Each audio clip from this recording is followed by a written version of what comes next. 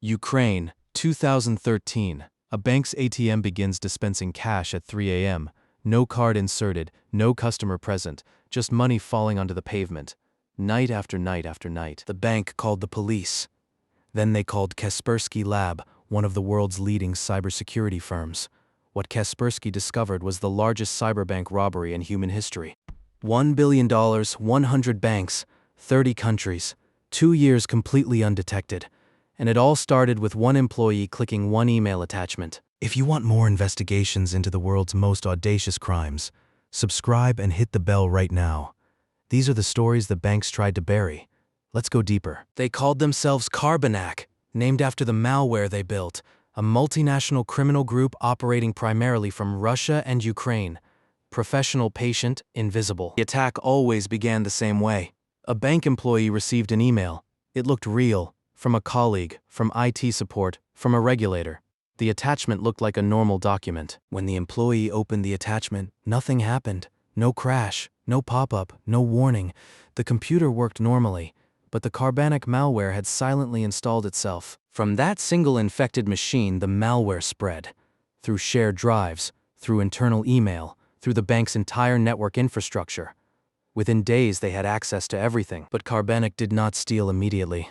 That was their genius. They waited for weeks, sometimes months. They simply watched.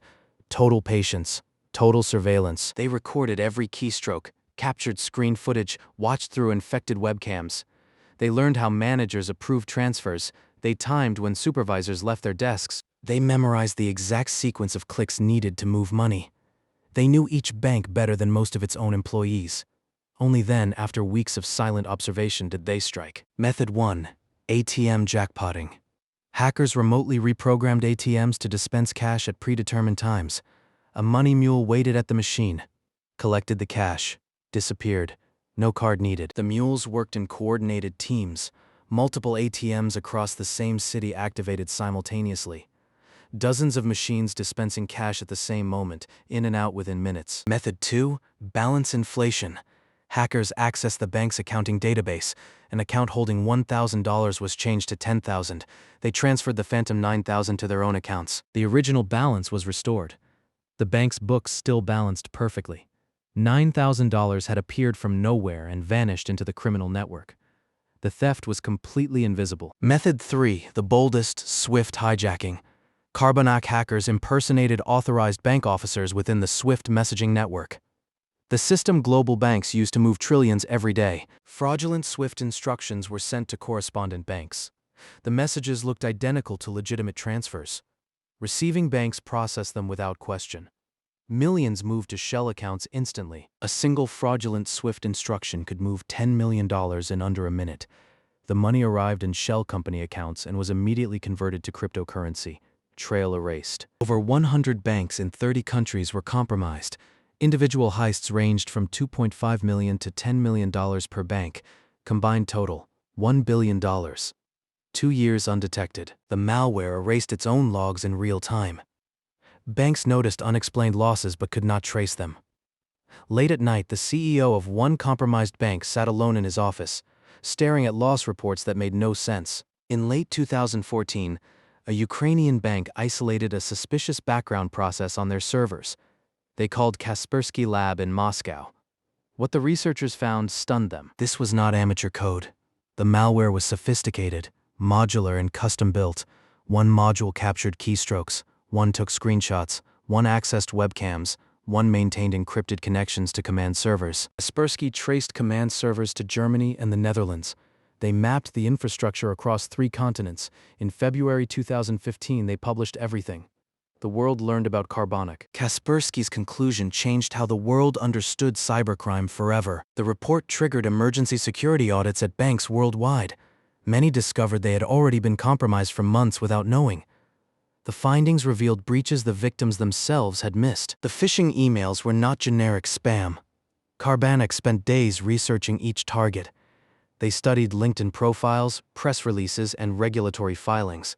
Each email was custom crafted. They impersonated specific named colleagues, referenced real internal projects, copied exact email signature formats. A recipient had zero reason to doubt the message. It looked like work. Command and control servers were hosted through chains of compromised legitimate servers across multiple countries. If one was seized, the malware automatically rerouted through backups. Money mules were recruited on dark web forums. They were offered 10 to 20% of collected cash. Many had no idea they were part of a billion-dollar criminal operation. Mules received instructions via encrypted apps. Time, location, ATM address, amount, arrive alone. Collect, leave, the chain from hack to cash in hand took under 48 hours. Many mules were arrested, but they knew nothing. They had received anonymous encrypted messages. No mule could identify anyone higher in the chain. The organizational firewall was total. Europol coordinated the multinational investigation. Financial forensics traced cryptocurrency withdrawals, shell companies, and travel records. Each money mule led investigators one step closer to the leadership. In March 2018, 5 years after the first attack, Europol arrested the alleged ringleader. Denis Katariev, Ukrainian national, 34 years old, taken in Alicante, Spain. Seized evidence: laptops containing Carbanak malware, lists of compromised banks across 30 countries, cryptocurrency laundering records, a billion-dollar empire documented on devices in one apartment. But the arrest of one man did not stop the operation. Carbanak had spawned successors: Fin7, the Cobalt Group, the Silence Group, TA505. Each adopted the Carbanak methodology. Fin7 alone has stolen over $3 billion since 2015, using Carbanak's identical phishing methodology. Same patience, same precision. The playbook is now an industry standard. The Carbanak method directly inspired the Bangladesh bank heist of 2016. Hackers sent fraudulent SWIFT messages from Bangladesh Bank to the New York Federal Reserve. They requested $1 billion. $81 million was transferred before a spelling mistake flagged one instruction. The word foundation instead of foundation triggered a review. The remaining $919 million was frozen. The $81 million was routed to the Philippines, converted to casino chips, and rendered untraceable. Only a fraction was ever recovered. The Carbanak methodology had scaled to sovereign level. SWIFT itself was forced to overhaul its security protocols. New verification requirements, mandatory security standards. One criminal group had forced the redesign of global financial infrastructure. Global banking cybersecurity spending doubled within 3 years of the Kaspersky report. Over $100 billion per year now spent on defense. Attacks still succeed. Every single year. After Carbanak, banks worldwide implemented mandatory two-factor authentication for all SWIFT transfers. No single operator could authorize a wire alone. The billion-dollar lesson forced the most basic security upgrade in banking history. The Carbanak lesson is simple and devastating. The most sophisticated security architecture in the world is irrelevant if one employee can be deceived. You don't need to crack the vault. You need someone to open the door. Today, over 90% of successful cyber attacks begin with a phishing email. The technology changes, the firewalls improve. The human at the keyboard remains the weakest link. Before deploying, Carbanak operators tested their malware in sandbox environments. They ran simulated bank transactions, verifying every module worked perfectly. Only after exhaustive testing did they launch against real targets. Through the malware, they accessed the bank's own internal surveillance cameras. They watched live feeds of cash rooms, vault areas, and teller stations. The bank's security system had become their window inside. They discovered they could manipulate the bank's own e-banking portal. Transaction limits were raised from within the system. Daily transfer caps were silently removed. The bank's own controls were turned against it. Stolen funds were routed through cryptocurrency tumblers, services that fragment transactions into hundreds of tiny pieces, mix them with legitimate traffic, and reassemble them at clean addresses. The digital money trail dissolved completely. Mules converted digital theft into physical luxury.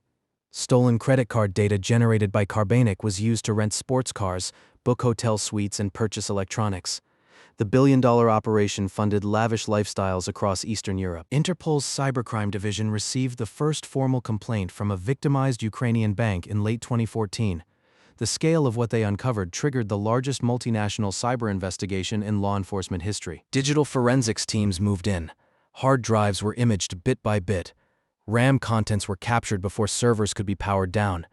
Every fragment of the malware needed to be preserved for prosecution. One of the most alarming aspects of Carbanak was how long it took to discover. 2 full years of active theft before a single bank identified the intrusion. The malware's self-cleaning logs made forensic investigation nearly impossible. Kaspersky Labs' investigation took over a year. Their researchers reverse-engineered the entire Carbanak malware codebase. They identified command server locations in Germany, the Netherlands, and the United States. The Europol investigation that led to Kateriev's arrest was a joint operation between 4 agencies: Europol, FBI, Romanian National Police, and Spanish Civil Guard. The coordination took 2 years. The arrest took 4 minutes. Kateriev was charged with criminal association, malware distribution, and computer fraud across multiple jurisdictions. The case involved digital evidence from over 30 countries. Legal proceedings continued for years after the arrest. The Silence Group, a direct Carbanak successor, turned the methodology against Russian banks themselves. Attackers who had learned their craft inside Carbanak now operated independently, targeting the very banking system they had once worked alongside. In one compromised European bank, a routine security audit detected something strange. A hidden process was consuming almost zero resources, barely visible in the system logs. The IT team had stumbled onto Carbanak hiding in plain sight. International law enforcement agencies began sharing intelligence through secure channels. FBI agents in Washington coordinated with Europol in The Hague, Romanian cyber police, and Spanish investigators. The net was closing across 4 time zones. The economic impact reached ordinary bank customers. Increased insurance premiums, higher transaction fees, and reduced services, all traced directly to cybercrime losses. The $1 billion Carbanak stole was ultimately paid for by millions of account holders. Today, AI-based threat detection systems analyze billions of network events per second. Machine learning models trained specifically on Carbanak's behavioral patterns watch for the same techniques: patient reconnaissance, slow lateral movement, and silent data exfiltration. The Cobalt Group, a direct Carbanak successor, targeted ATMs across 40 countries before Europol disrupted them in 2018. Hundreds of millions stolen using the identical playbook. Each arrest reveals how many groups remain active. Banking cybersecurity spending now exceeds $150 billion annually worldwide. Every major financial institution operates dedicated 24/7 threat intelligence centers. Real-time monitoring watches for anomalous network behavior constantly. And yet, despite all of this spending, successful cyber attacks against financial institutions increase every year. The tools improve, the defenses evolve, but the fundamental vulnerability Carbanak exploited has not changed. Banks now hire ethical hackers, penetration testers, to attack their own systems. These professionals send controlled phishing emails to bank staff. The results are sobering. Even with mandatory training, click rates on test phishing emails average 12%. Security awareness training is now mandatory at most major banks. Employees learn to identify phishing emails, suspicious attachments, and social engineering tactics. The training exists because Carbanak proved it was necessary. It arrived years too late. The Carbanak case fundamentally changed how law enforcement approaches cybercrime. Before Carbanak, cyber theft was treated as a series of isolated incidents. After Carbanak, it was understood as organized crime operating at industrial scale. No one knows how many active Carbanak-style operations are running right now. The malware is open source. The techniques are documented in Kaspersky's own report. The barrier to entry for the next generation of cyberbank robbers has never been lower. Bank robbery has evolved. In 1950, the average physical heist netted $7,000 and required weapons, masks, and a getaway car. In 2015, Carbanak netted $1 billion and required only a keyboard, patience, and one employee's trust. Before Carbanak, the largest documented cyberbank theft was approximately $10 million. Carbanak multiplied that record by 100 times. The scale was unprecedented and remains largely unmatched by any single criminal group to this day. Many victim banks never publicly disclosed their losses. The stigma of admitting a cyber breach combined with potential stock price damage meant that the true total may be significantly higher than $1 billion. Interpol estimated in 2019 that cybercrime costs the global financial sector over $600 billion per year. The Carbanak methodology, social engineering combined with patient surveillance, accounts for a significant percentage of that figure. Carbanak demonstrated something the banking industry had refused to accept: that the human element is not just a weakness in cybersecurity. It is the weakness. Every technological defense fails the moment a human being is successfully deceived. The average time between initial phishing infection and discovery of a Carbanak-style breach is now estimated at 280 days. For 280 days, the attackers have total access. The defenders do not know they exist. Cybersecurity experts now call the Carbanak report a watershed moment.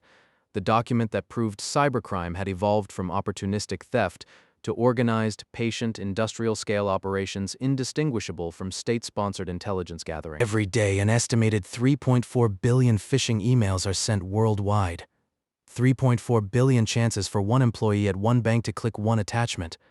The Carbanak playbook requires only a single success. Somewhere right now in a dark room, someone is watching a bank employee's screen through an infected machine, learning the systems, memorizing the procedures, waiting. The next Carbanak is not a question of if, it is a question of when. $1 billion, 100 banks, one email. The greatest bank robbery in history needed no weapons, no vault, no physical presence inside a single institution. Subscribe and hit the bell so you never miss another investigation. Like this video if it changed how you think about cybersecurity. The next Carbanak is already active somewhere right now.